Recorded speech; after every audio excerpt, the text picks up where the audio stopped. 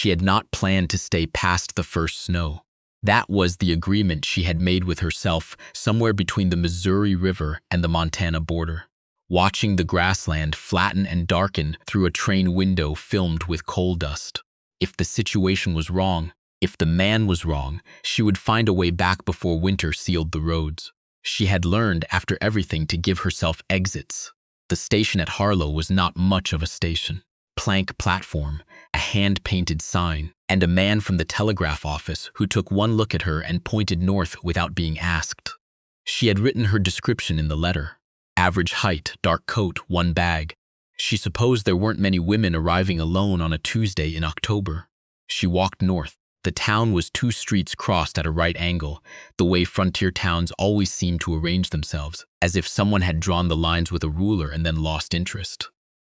A dry goods store, a barber, a building with no sign that was probably a saloon, and at the end of the North Street, set back from the road by a short length of packed dirt, a carpentry shop with the door standing open. She could hear it before she saw it. The clean knock of a mallet, the whisper of a plane drawing across wood. The sound stopped when her shadow crossed the threshold. He was taller than she'd expected, though she hadn't expected much. Dark hair going gray at the temples, a leather apron. He set down the tool he was holding without haste and looked at her the way a man looks at weather coming in, measuring, not alarmed. "Mrs. Vane," he said. "Miss," she said. "Not Mrs. Not yet." He nodded once, as if she'd answered a different question. "I'm Kellner. August Kellner." She noticed he offered his full name both parts, and she filed that away. People who gave both parts when one would do either had manners or something to prove. She hadn't decided which, for him. "Nell," she said. "Just the one." He showed her the house that afternoon. They walked to it in near silence, half a mile from the shop along a dirt road that ran behind the church. The house was smaller than the one she'd grown up in and larger than the one she'd left. Clapboard siding, a porch with 2 steps, a kitchen garden that had gone to frost already and hadn't been tended in some time before that. She stood at the garden's edge and looked at the soil. Hard, neglected, but not ruined. "The garden was my wife's," he said from somewhere behind her. She didn't turn around. "How long ago?" 3 winters. She counted that in her head, the way she always did now, measuring other people's grief in seasons the way you measured grain in bushels. Something you could hold and weigh. The kitchen was clean in the way a man's kitchen is clean when he doesn't cook much. The surfaces were bare, no herbs hanging, no jar of rendered fat by the stove, a single cast iron pan on its hook, and next to it a tin of coffee and 2 cups that did not match. She set her bag down beside the door. "Your letter said you needed someone to run the house," she said. "That's right, not a wife." He was quiet for a moment. Outside, a gust moved through the eaves. "I needed someone practical," he said at last. "I put it that way in the notice. I didn't want to mislead anyone." She appreciated that more than she would have said. The first week, she kept to her own rhythm. She rose before him, which was not difficult, because she had never slept well in a new place, and this was as new as any place she'd been. She would stand at the kitchen window in the cold dark and watch the yard take shape as the light came up. The fence line, the outhouse, the 3 cottonwood trees at the back that had dropped all their leaves and stood bare as fence posts against the sky. She made coffee. She left his on the stove. He came down at 5:30 and poured his cup and stood at the other end of the kitchen. And they occupied the space without troubling each other. She had been in houses where silence was a weapon.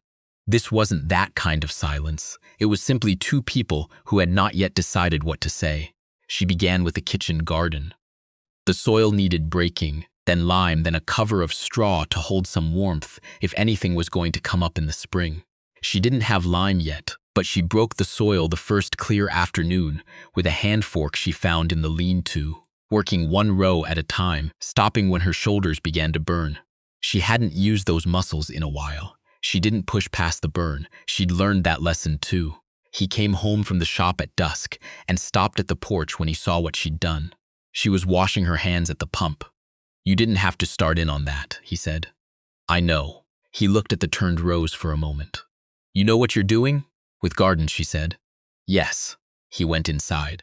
She heard him take off his boots on the porch mat, a careful sound, deliberate, and she thought again about the man she was still working out. She had come from Decorah, Iowa, which was not where she'd been born, only where she'd ended up. Before that, Wisconsin. Before that, a farm outside of Harrisburg that she didn't speak about and didn't intend to. The letters she still received from her sister she read twice and then set in the stove, not from cruelty, but from necessity. Some things you couldn't hold and still move forward. She had answered his notice, one of 3 she'd seen in the same paper, because his was the only one that didn't use the word companion. He had said, "Practical woman needed to manage a house and small homestead in Harlow, Montana. Experience with cooking and kitchen gardens preferred. Widower, no children. Arrangement of mutual benefit. Right to A. Kellner. Mutual benefit, she'd liked that. It sounded like a transaction between equals, which was more than most arrangements offered a woman in her position.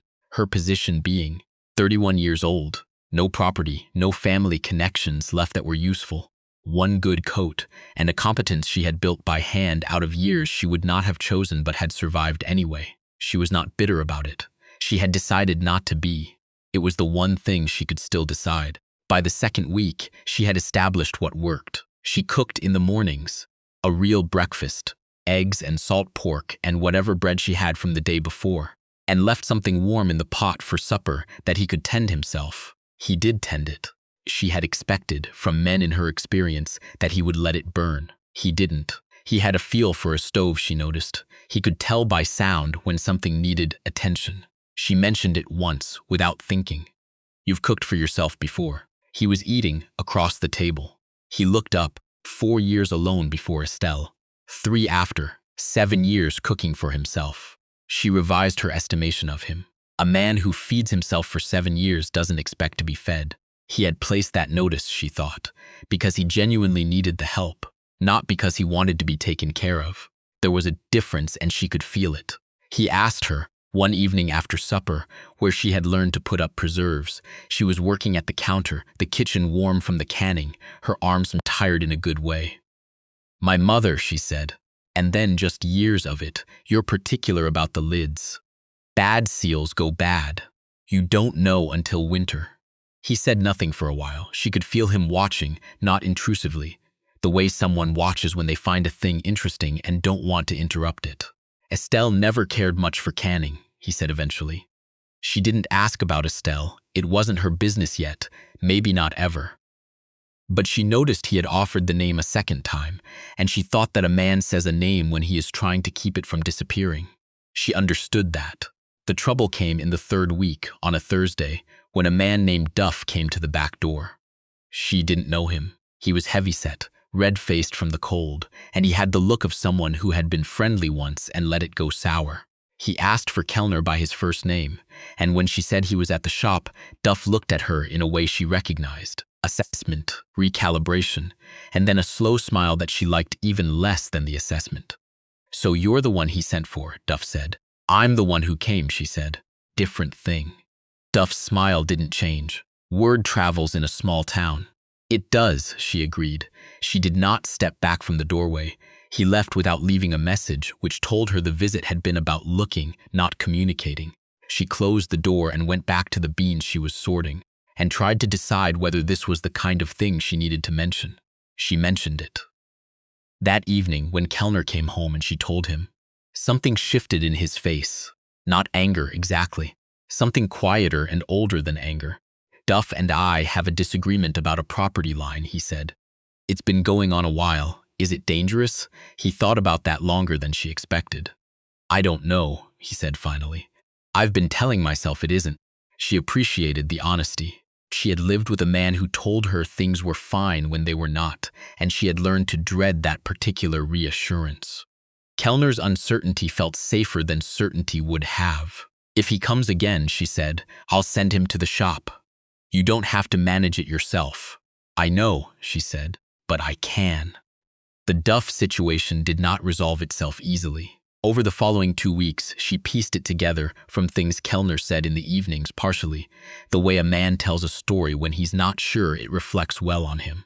Duff had been claiming a strip of land along the western edge of Kellner's parcel for 3 years, since the county resurveyed the area and found a discrepancy in the old deed. Kellner had the original deed.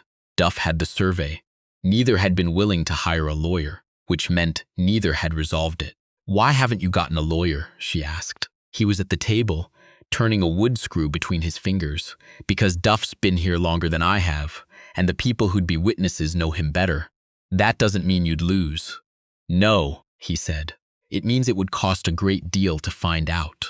She looked at him. He wasn't a man who avoided things. She'd decided. She'd been watching long enough to see that. He went at problems directly in the shop, with wood, with tools. This was something else. This was a calculation about what he could afford to risk. She knew about that kind of calculation. "Is there paperwork?" she asked. "From the original deed?" "In a box in the back room. Let me look at it." He looked at her with something she couldn't quite name, not surprise, not reluctance. Something between them where those two things met. "All right," he said. The paperwork took her 3 evenings. She had no legal training, but she had run a household, which meant she had learned to read documents carefully and to find the line that mattered buried inside the lines that didn't. The original deed was clear. The survey had a notation in the margin that qualified the boundary measurement as approximate, pending a physical landmark that no longer existed. A large cottonwood at the northwest corner that had come down in a storm. "There were 3 cottonwoods on this property," she said. He went still. "The deed describes 4 trees on the western boundary," she said. "There are 3 behind the house, and have you ever walked the western fence line?" He stood up from the table. They walked the fence line the following morning, the 2 of them in the early cold, the ground iron hard under their boots. She carried the deed. He carried a measuring rod he'd made in the shop. They found the stump old, mostly rotted, but still there, 10 inches of root mass above ground, 42 feet past where Duff's claimed boundary began. She watched him stand over the stump. She couldn't see his face from where she stood. "Well," he said after a while. "You'll still need a lawyer," she said. "I know." A pause. "But it's different, having something to show them." She knew that too. The difference between walking into a room empty-handed and walking in with something in your hand was not always about winning. Sometimes it was just about not walking in empty. November came without ceremony. The first real snow fell on a Monday night, and by morning the world had gone quiet in that particular way. It went quiet under snow. A muffled, held-breath quiet that she had always found either comforting or suffocating, depending on where she was. This time it was comforting. She stood at the kitchen window with her coffee and watched the yard disappear under white. The cottonwood trees in the back were bare and clean. The kitchen garden was covered. All the work she'd done in the soil was under there now, waiting. She heard him on the stairs. He came into the kitchen, took his cup, stood at the other end of the window. They stood there together for a moment, looking at the snow. "Roads will be bad for a few days," he said. "I expected that." He turned to look at her. She was still watching the yard. "You said you hadn't planned to stay past the first snow," he said. She had said that in one of her early letters, a small, careful disclosure, the kind she'd offered not as a warning to him, but as a promise to herself, written down to make it real. She kept her eyes on the cottonwood trees. The snow was collecting on the bare branches in thin lines. "I said I didn't plan to," she said. "That's not the same as not wanting to." "No," she agreed. "It isn't." He didn't say anything else, neither did she. Outside, the snow continued falling, steady and indifferent, the way weather fell on everything equally, on the fence line and then up in the garden underneath, on the shop in town and the road between it and the house, covering it all without preference, without judgment. The same white weight settling on everything that had been waiting. She refilled her coffee. She did not think about the train schedule.